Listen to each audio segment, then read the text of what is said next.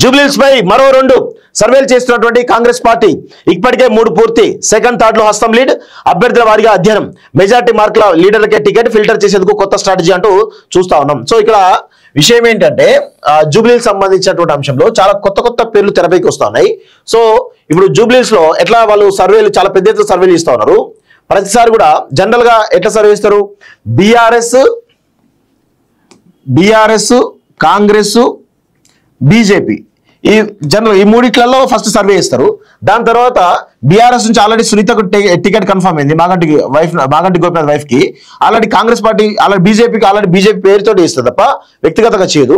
So Congress party ఏం చేస్తుంటే ఒకసారి కాంగ్రెస్ లో నవీన్ యాదవ్ పేరిట ఒక సర్వే ఇస్తా ఉంది, అదేవిధంగా బొంతు పేరిట ఒక సర్వే ఇస్తా ఉన్నారు, అదేవిధంగా మైనంపల్లి పేరిట కూడా ఒక సర్వే ఇస్తా ఉన్నారు.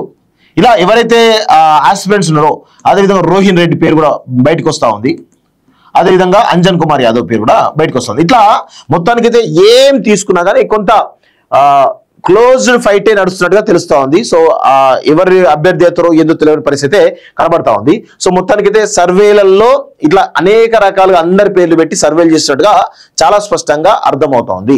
కానీ ఇక్కడ తెలుసుకోవాల్సిన విషయం ఏంటంటే ఇక్కడ క్యాస్ట్ ఈక్వేషన్స్ కూడా కొన్ని ఉన్నాయి. క్యాస్ట్ ఈక్వేషన్ కూడా ఒకసారి మనం మాట్లాడేటువంటి ప్రయత్నం చేద్దాం. చాలా మంది కూడా ఏంటంటే యాదవ కమ్యూనిటీ ఎక్కువ ఉందని చెప్పేసి చాలా మంది అనుకున్నారు. సో ఒకసారి క్యాస్ట్ ఈక్వేషన్ ఏమున్నాయి ఏంటిది అనేది కూడా ఒకసారి మనం చూసేటువంటి ప్రయత్నం చేద్దాం. జూబ్లీహిల్స్ కాన్స్టిట్యున్సీలో ఒకసారి చూడండి చాలా క్లియర్గా. జూబ్లీహిల్స్ కాన్స్టిట్యున్సీలో జూబ్లీహిల్స్ నియోజకవర్గం మొత్తం ఓటర్లు 3,92,669, పురుషులు 2,04,288, స్త్రీలు 1,88,356, ఇతరు ట్రాన్స్జెండర్స్ 25 అంటూ చూస్తా ఉన్నాం. సో సామాజిక వర్గాల వారిగా కులాల వారిగా అంటూ చూస్తున్నాం. ముస్లిం మైనార్టీ అత్యధికంగా 96,546, అంటే దీనిలో కొంతమంది బీసీలో ఉన్నట్టు ముస్లింస్ పెట్టకపోవచ్చు. సో ముస్లిం మైనార్టీ 96,546 అంటారు. కానీ మనకు తెలుసు సమాచారం ప్రకారం 1,10,000కు పైగా ముస్లింస్ ఉన్నారు అనేది చాలా స్పష్టంగా అర్థమవుతుంది. సో మున్నూరు కాపు బీసీలు 21,000 ఉన్నారు. ఆంధ్ర కాపు, బలిజ, తూర్పు కాపు వీళ్ళంతా కాపుల కిందకి వస్తారు. వీళ్ళంతా 14,000. అంటే దాదాపు ఇక్కడ కాపులలో కాపులు చాలా క్లియర్ గా గుర్తుపెట్టుకోవాల్సిన విషయం ఏంటంటే 36,000కు పైగా కాపులు ఓన్లీ జూబ్లీహిల్స్ కాన్స్టిట్యున్సీలో ఉన్నారు. సో ఇప్పుడు విషయం ఏంటంటే మున్నూరు కాపులు కలిసి కాపులకు కూడా టికెట్ ఇవ్వాలి, మా జనసంఖ్య కూడా ఎక్కువ ఉందని చెప్పేసి కూడా కాపులు ఇటు ఆంధ్ర కాపులు మున్నూరు కాపులు 2 కలిసి చాలా పెద్ద ఎత్తున డిమాండ్ చేస్తున్నట్టు తెలుస్తుంది. కొందరు ఆత్మీయ సమ్మేళనాలు పెట్టి బొంతు రామ్మోహన్ కూడా టికెట్ ఇవ్వాలి, ఆయన కూడా కాపు అని చెప్పేసి కూడా మున్నూరు కాపు అని చెప్పేసి కూడా కొన్ని డిమాండ్స్ బయటకు వస్తున్నాయి. అందుకే బొంతు రామ్మోహన్ పేరు కూడా తెరపైకి వచ్చింది. సో అదేవిధంగా కమ్మ 17,246. అందుకే ఇక్కడ విషయం ఏంటంటే ఈ 17,240 కమ్మ ఉన్నారు కదా. ఇప్పుడు మాగంటి గోపినాథ్ వైఫ్ సునీత ఎవరైతే ఆమె కూడా కమ్మ కాబట్టి ఇక్కడ ప్రధాన విషయం ఏంటంటే వీళ్ళంతా ఇన్ఫ్లుయెన్స్ బ్యాచ్. ఈ కమ్మ అంతా కూడా ఇన్ఫ్లుయెన్స్ బ్యాచ్. సో వీళ్ళు ఇన్ఫ్లుయెన్స్ చేస్తారు అనే దాంట్లో పెద్ద ఎత్తున ప్రజల్ని మేనేజ్ చేస్తారు దాంట్లో వీళ్ళకి టికెట్ ఇవ్వడం జరిగింది.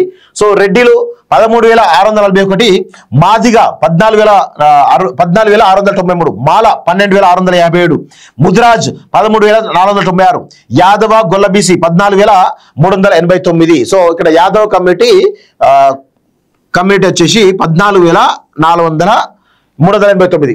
సో పద్మశాలి 11,862, వడ్డెర 15,065, గౌడ్స్ 14,000, గంగపుత్ర 4,000, నాయ బ్రాహ్మణ మంగళి 9,400, లంబాడి 11,000, వైశ్య ఓసి 4,200, అదేవిధంగా సాకలి రజక 12,992, శాలివాహన కుమ్మరి 9,000, విశ్వ బ్రాహ్మణ 13,000, క్రైస్తవ మైనారిటీ 9,000, అదేవిధంగా మార్వాడి నార్త్ ఇండియన్స్ వచ్చేసి 9,800, రాజులు క్షత్రియ ఓసి 3,900, సిక్కులు మైనార్టీ 3,000, వెలమలు ఓసి 4,002 అంటూ చూస్తా ఉన్నాం. సో ఇతరులు 35,740. వీటిపైన క్లారిటీ. ఇందులో చాలా మంది ముస్లిమ్స్ ఉన్నారు, క్రిస్టియన్స్ ఉన్నారు, ఇలా చాలా రకాలు ఉన్నాయి. సో అందుకే ముస్లిమ్స్ జనాభా అనేది 1,20,000 దగ్గరలో ఉంటుందండి. సో అదే విధంగా క్రిస్టియన్ మైనార్టీ వచ్చేసి ఒక 30,000 దాకా ఉండడానికి అవకాశం ఉంది. సో ఇవన్నీ కలిపితే దాదాపు 1,50,000 ఓట్లు ఓన్లీ మైనార్టీ ఓట్లే ఈరోజు జూబ్లీహిల్స్ కాన్స్టిట్యున్సీలో ఉన్నాయి. సో వీళ్ళే ప్రధానంగా హీరోలు ఇక్కడ. సో అందుకే ఈ రాష్ట్ర ప్రభుత్వం ఈ ముస్లింస్ ను మచ్చిగా చేసుకోవడానికి ఇంద్రమ్మ మహిళా ఆవాస్ యోజన పథకం తీసుకురావడం జరిగింది. సో ఇవన్నీ కూడా చేస్తా ఉన్నారు. ఈ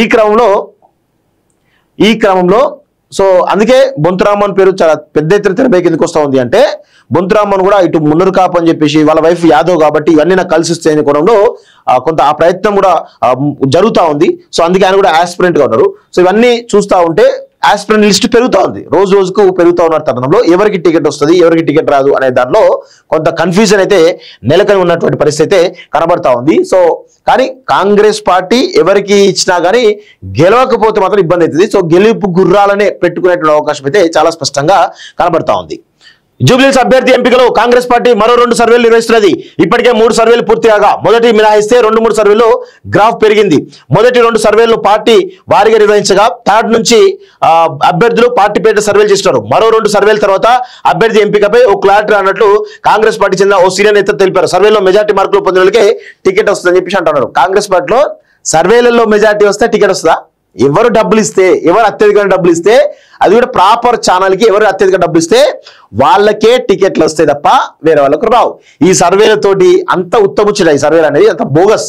డబ్బులు ఎవరిస్తే వాళ్ళకి వస్తారు టికెట్, అందులో తెలిసిన విషయం అనేది.